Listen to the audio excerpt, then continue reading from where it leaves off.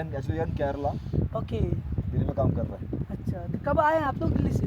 Sunday morning आता है। Sunday को आए हैं आप? संडे को आए फिर जाएंगे कब? अभी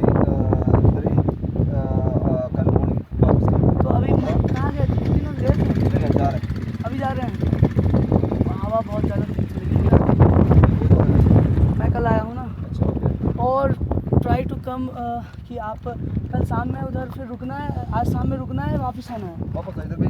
तो अभी ना आप आराम से निकल जाओ, 11 बजे हैं तो 1 बजे तक आप पहुंच जाओगे। इधर उधर टाइम मत वेस्ट करो, वहाँ पे आप जाओ, मौसम अभी फेवरेबल है। अच्छा, ओके।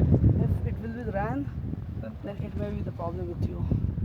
सो जाइए आराम से, और आई थिंक 1.5 घंटा के अंदर पहुँच जाइएगा। चढ़ाई थोड़ा हैवी है, थोड़े अच्छे कौन से। तरह से? कौन सा मेट्योर है आपका? ये उसका पहले थंडरबर्ड। ओके, ठीक है, मतलब है ना, सर्विसिंग और फिट है। आराम से जाइएगा, वो थोड़ा है 4000 फीट सीधा चढ़ाई है। अच्छा, ओके। दिक्कत नहीं होगी, बढ़िया रहेगा।